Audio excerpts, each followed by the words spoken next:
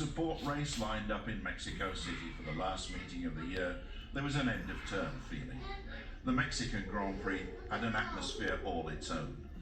The social life was fun, for the girls were well-dressed and glamorous. The police, however, were merely well-dressed. With the everyone was thinking of next year. Chris Amon was going to Matra, while Joe Siffert was to join BRM. Regazzoni and Stewart would stay where they were, as would Wiesel. The big name that would not be around in 1971 was Jack Brabham. After 21 years in racing, 14 Grand Prix wins and 2 world titles, he was retiring at the age of 44.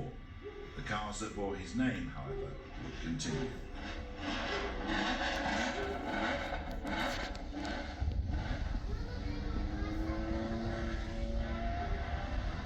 In 13 races in 7 months, the drivers and teams had covered a lot of ground.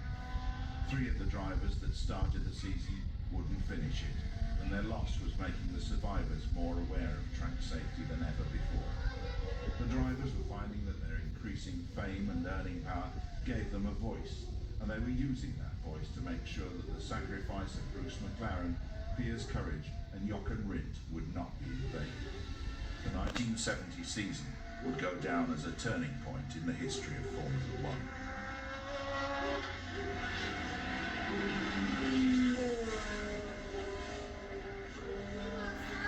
The special atmosphere of Mexico wasn't all good. The race was so popular that a crowd of around 200,000 turned out to see it. When the spectators moved to the very edges of the track to get a better view, even the Mexico City police couldn't persuade them to move back to safety. The start was delayed for over an hour, while the drivers went out and begged the spectators to move back.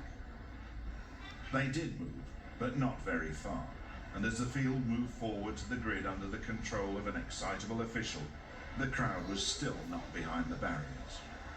Regazzoni was on pole, ahead of Stewart, with Ickx third and would-be pensioner Jack Brabham fourth. Behind him were Amon and Beltoise.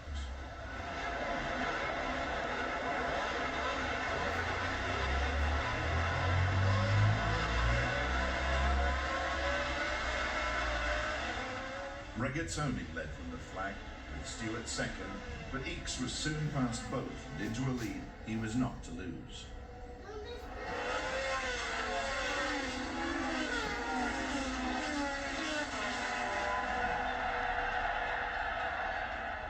Sever, still driving a march, was out after 8 laps, but nothing, even abandoned cars from earlier races, interfered with Ickx and Regazzoni.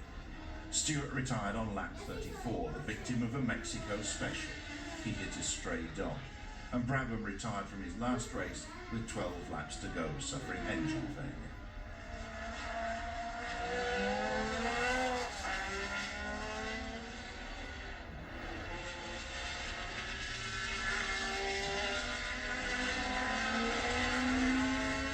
Denny Hull took over 3rd place behind the Ferraris, but the performance of the cars had improved enormously since mid-season, gave all Italy hope for next year.